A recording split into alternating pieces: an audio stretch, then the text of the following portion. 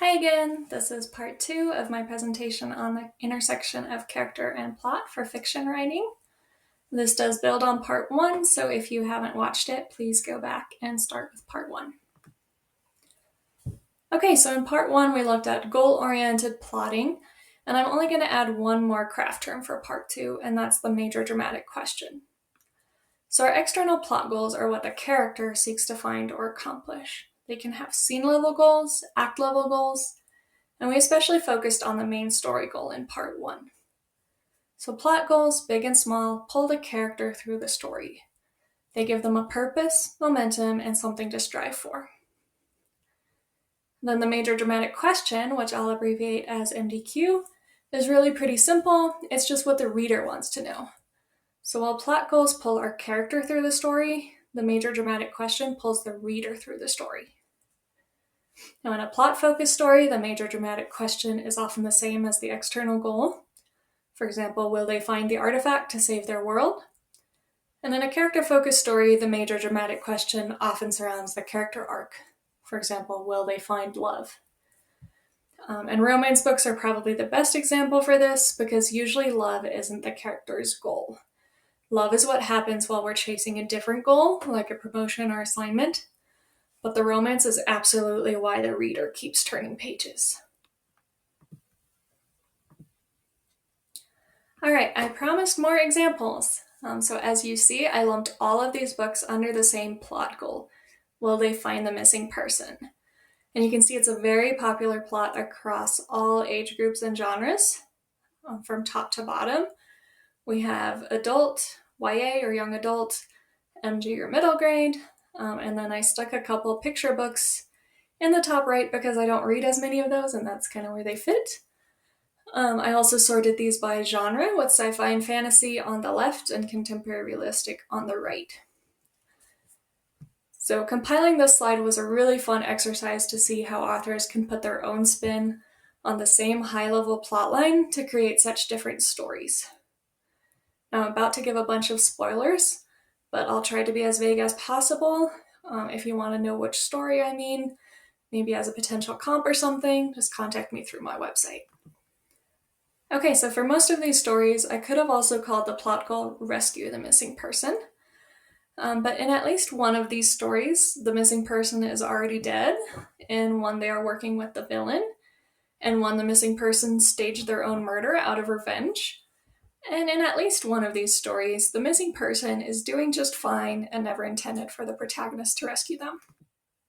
We also have one book that's based on a true story, and one in which character A goes to rescue B in the first half and B rescues A in the second half. Most of the sci-fi and fantasy examples here are part of a series. I haven't read all the books in all the series, but I do know that in at least two of these, book 1 is about finding a missing person, and book 2 is about finding a different missing person. Stylistically, there are also many ways to write this plot.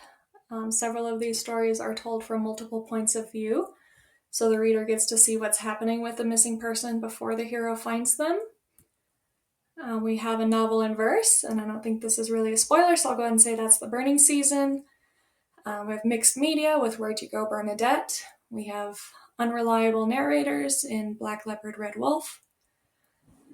We have at least 3 stories with bait and switch openings that start with the missing person, then skip back in time to show the events leading to their disappearance. And one story is interactive, with the reader encouraged to help find the missing person or personified animal on each page. You can also play with the structure of this plot line. So just looking at middle grade down here, if I remember correctly, in one of these, the person is already missing before the story starts. In one, they go missing in the catalyst or inciting incident. In 3 of them, they get kidnapped at the midpoint, and one person doesn't go missing till around 62%. So there are a lot of ways to put your own spin on this plot, and different settings, characters, and stakes make for different stories. But usually, especially if the person is in danger, this is a very high-stakes, goal-focused plot. Now, I did say at least one of the missing people is doing fine, so that does push that story closer to the character-focused side than the ones with life or death stakes. But anytime someone's life is at stake, saving them needs to be your protagonist's priority. Generally, the only thing that trumps a human life in danger is even more human lives in danger.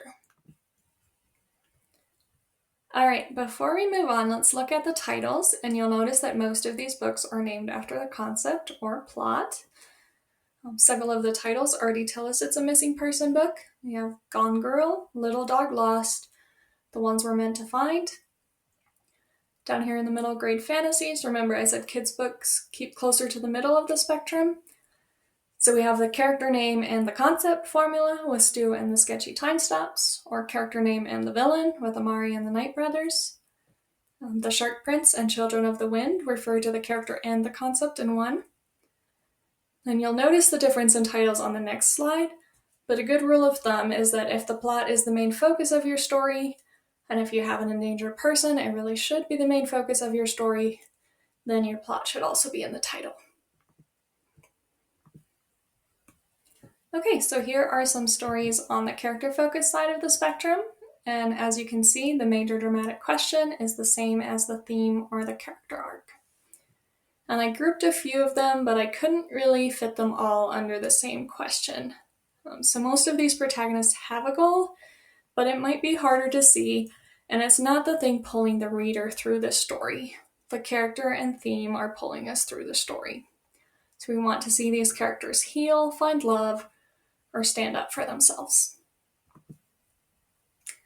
Alright, so let's start at the top left, and we'll go in a circle from adult to YA and then middle grade in the bottom row. So in The Winning People, we want to know whether the protagonist finds the reasons worth living.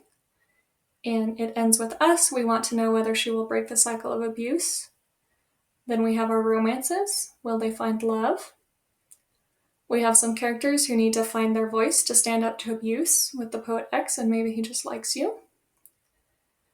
Then we have our sports stories, and these are usually on the character-focused side of the spectrum. Sports lends itself to a lot of metaphors about life, so at least modern sports stories are usually less about winning and more about what the character learns throughout the journey. We have a couple stories about overcoming grief. So here are our dead parents books, or one of these is actually a dead friend. But we actually also have plenty of dead parent books in the adult space, which would also probably be on the character-focused side of the spectrum. And then for this last one, Alan Cole is not a coward. We want to see him own his identity with pride. If we look at titles, you'll see that many of these titles are the theme or the character name. Pride and Prejudice tells us the character's flaws they'll need to grow out of. And on the other end of the character arc, It Ends With Us tells us the theme she will accept by the end. Sometimes we'll also see the character name in the title.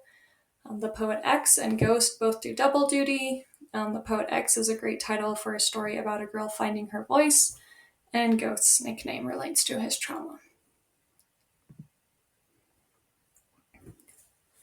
Alright, next up we're going to look at some common plot-focused versus character-focused goals and themes. But I want you to picture these little cartoons from part 1 again before we go there, because as you'll see in a moment, some themes or character arcs work better as a pile of rocks blocking their way to the right goal, and some work better as a road sign along the way to the wrong goal. So on the left, our plot-focused formula is that the character's lie or flaw presents an obstacle they must overcome to reach their external plot goal. And on the right is our character-focused formula, in which the external plot is a map designed to show the character what they really need, maybe something else. Common plot-focused goals are usually about finding something. So we have find or rescue the missing person, find the artifact, find the killer or criminal, find safety, stop the villain, or save the world. And the themes or character arcs you'll often see in these stories are courage, teamwork, identity, and finding your voice. So remember that these stories have huge stakes and the plot is the main focus of the story. So courage and teamwork are very popular because the arc is something that the character needs in order to win against a big, strong villain. So on the other side, character-focused goals are often quieter with lower stakes. We have winning a competition. This could be sports, academic, a bet, or whatever. We have earning a promotion, raising funds or awareness. We have our road trips or walkabouts, popularity, or finding a person who is not in danger, saving the small business or community. And really, this list could go on for days, especially since it includes characters chasing weirdly specific wrong goals, like following Warner to Harvard Law, right? So with these lower external stakes, the character arc and theme have room to shine. So here's where we see authors tackle big themes of love, grief, forgiveness, identity, and finding your voice. Now you can see that I've allowed some overlap in these themes with identity and finding your voice, but there are different ways to apply it. In a plot-focused story, the character's identity arc might center around embracing their role as the chosen one who will save the world from the big strong villain. And in a character-focused story, their identity arc might be quieter and more personal. You can also certainly mix multiple plot lines and themes. On the plot-focused side, rescuing the missing person and stopping the villain go hand in hand. On the character side, your character may be running for class president and also trying to save their mom's bakery. But I want to caution you about mixing plot lines that sit far apart from each other on the spectrum, because usually the stakes are just so much higher on this plot side that they drown out the quieter character-focused goal. So if your character is running for class president when her best friend gets kidnapped, the missing friend needs to become her priority and will wash out the class president campaign and the insecurity and need to prove herself that made her sign up to begin with. Likewise, if you want to really dive deep into the theme of overcoming grief, throwing a serial killer in the mix will probably be a bigger distraction than your story about grief needs. So be careful about mixing plot-focused goals and character-focused goals. Be careful about mixing plot-focused goals and character-focused themes. But for character-focused goals and plot-focused themes, I actually think these would be fine. You can certainly have a character develop courage and teamwork while they're trying to win a competition or raise funds or awareness, whether they actually win it or not. So in part 1, we looked at similarities and differences between plot-focused and character-focused stories. Remember that the plot structure is the same for both types of stories, but how the plot and character arc intersect differs. So here I've shown just a few popular craft books on the spectrum of plot-focused versus character-focused. I've personally read about 8 craft books, and at some point they all sound the same because they all say that every story ever written fits their formula. And if they're telling the truth, that means they're all also explaining the same formula, but some are approaching it from the plot side, and some are approaching it from the character side. So remember, formulas are meant to guide you, not restrict you. To find a craft book that resonates with your type of story in terms of the spectrum, check the examples they use. Story Engineering uses the Da Vinci Code as an example, which is a very plot-focused, high-stakes thriller. By comparison, Story Genius develops an idea about a woman who doesn't like dogs. So if you start an idea with a big conspiracy, read Story Engineering. If you start with a character quirk, read Story Genius. Story Engineering and Save the Cat are also best known for their beat sheets, and a beat sheet is about the plot beats. So that also tells you which authors these books are going to resonate with more in terms of the spectrum. So I personally like beat sheets, I like plot structure, and I think most formulas based around plot structure can be tailored to all stories on the plot character spectrum. But I personally do not like one-size-fits-all formulas for pitches, query letters, and book descriptions. So generic tweet-sized formulas may be perfect for your story or not. Here are 2 examples of generic advice I've seen frequently. The first is for loglines, and it's that a character is chasing a goal, but something stands in the way of that goal. So you can see that this works better for plot-focused stories. And then the second one is for query letters or book descriptions. Frame your query or back cover copy around the character arc, and that's going to work better for character-focused stories. So I'm not going to give you a pitch formula. Instead, we're going to look at a few book descriptions. And just like we did for Hunger Games, Legally Blonde, and Shrek in part 1, we're going to look at the character's goal, their arc, and whether we want them to succeed in that goal. Alright, this is the back cover copy for The Wedding People by Alison Espa. It's a beautiful day in Newport, Rhode Island when Phoebe Stone arrives at the Grand Cornwall Inn wearing a green dress and gold heels, not a bag in sight, alone.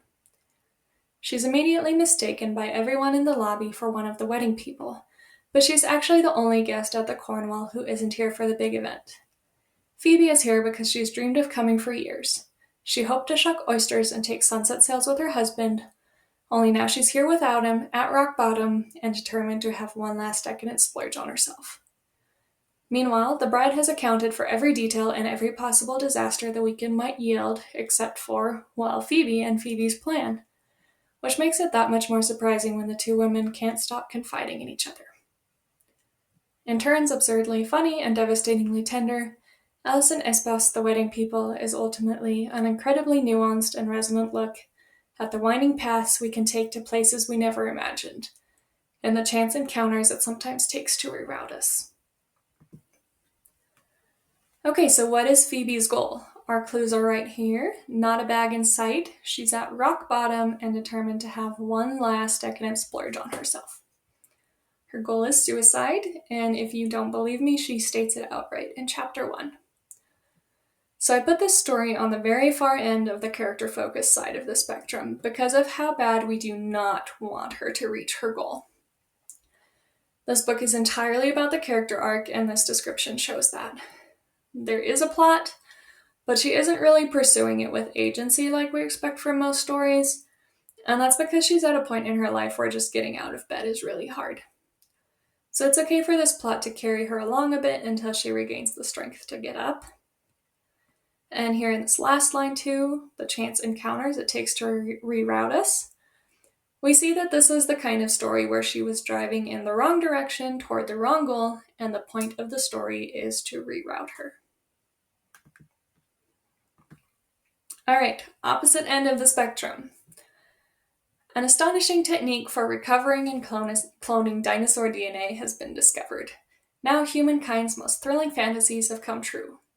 Creatures extinct for eons roam Jurassic Park with their awesome presence and profound mystery, and all the world can visit them, for a price, until something goes wrong. In Jurassic Park, Michael Crichton taps all his mesmerizing talent and scientific brilliance to create his most electrifying techno-thriller. Okay, in all fairness, I don't know if this was the original book description before it became famous, but we can see that it is all about the plot or concept. It doesn't even name our character. So let's think back to that advice about framing your blurb around the character arc.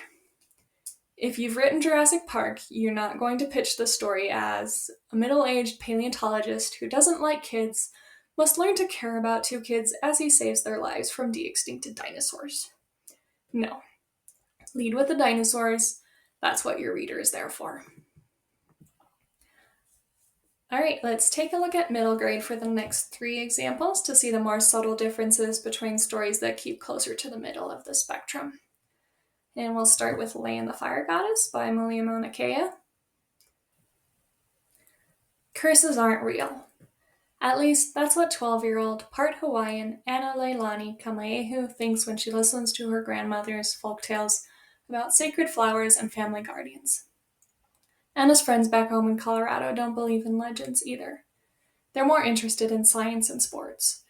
Real, tangible things that stand in total contrast to Anna's family's embarrassing stories. So when Anna goes back to Hawaii to visit her tutu, she has no interest in becoming the heir to her family's history. She's set on having a touristy, fun vacation. But when Anna accidentally insults Pele the fire goddess by destroying her lehua blossom, a giant hawk swoops in and kidnaps her best friend, and she quickly learns just how real these mo'olelo are. In order to save her friends and family, Anna must now battle mythical creatures team up with demigods and talking bats, and evade the traps Pele hurls her way. For if Anna hopes to undo the curse, she will have to dig deep into her Hawaiian roots and learn to embrace all of who she is. So here we have a missing person book, but we also start off with a deep dive into the character. In the beginning, Anna doesn't want anything to do with her family's legends and essentially her cultural heritage. She just wants to have a touristy vacation. But in this story, her friend does get kidnapped in the Catalyst, so her goal very quickly changes to be about rescuing him, and we absolutely do want her to reach this goal. This last line shows us how the plot and character arc intersect. She has to embrace her identity, which is her character arc, in order to reach the right goal, which is to save her friend and prevent big stakes.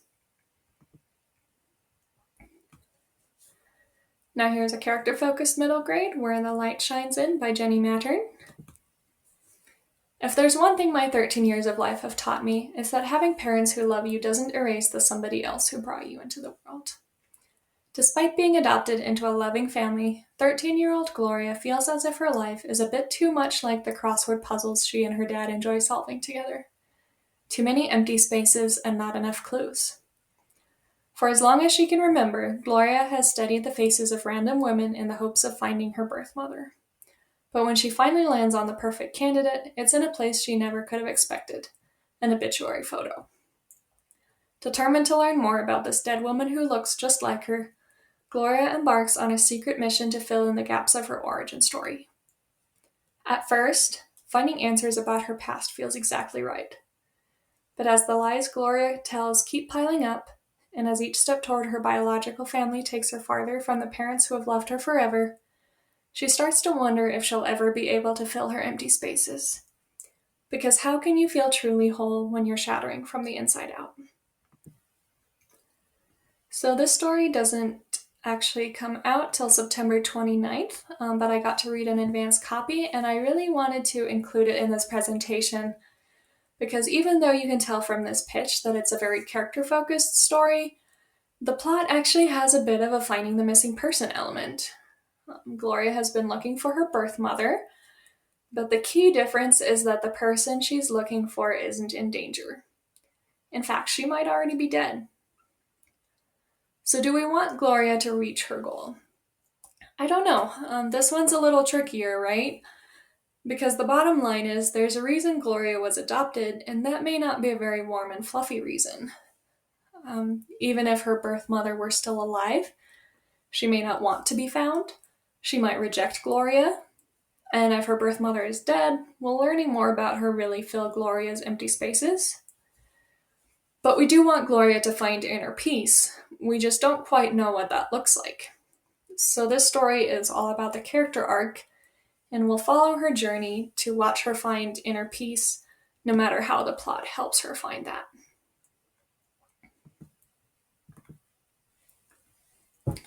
So as you can see, we have two very different stories that have a plot line about finding a missing person and a character arc about identity, but different stakes, settings, characters, and different ways that the plot and character arc intersect make two very different stories.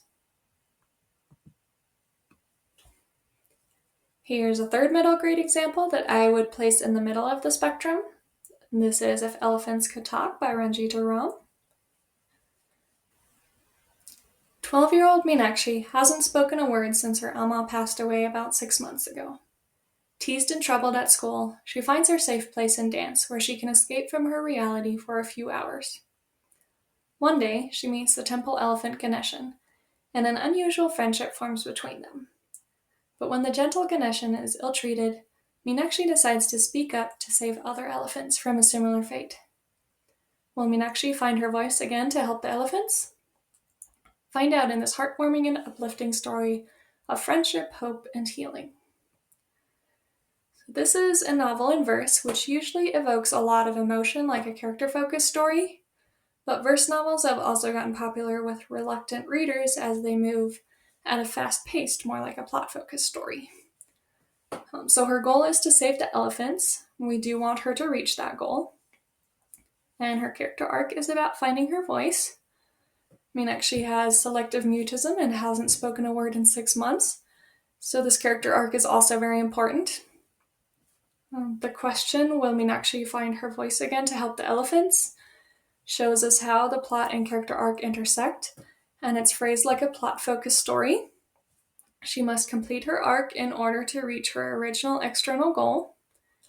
But I feel the story is in the middle of the spectrum, because while we care about the elephants, most of us would rank an animal's life as a lower stake than a human's life, and we don't have the big magical villain that middle grade fantasy often has.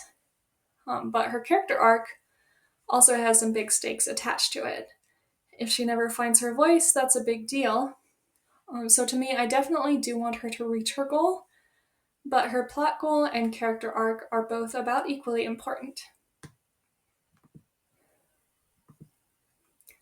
Alright, this is the second to last slide, so I just wanted to do a quick recap of the takeaway from parts 1 and 2. Remember that there are many ways to tell a good story. No matter where your story sits on the spectrum, make sure that your plot and character arc are working together, not just coexisting. Don't try to force your story into the wrong formula. Read within your genre or style for mentor texts, and read outside your genre and age group to experiment and grow.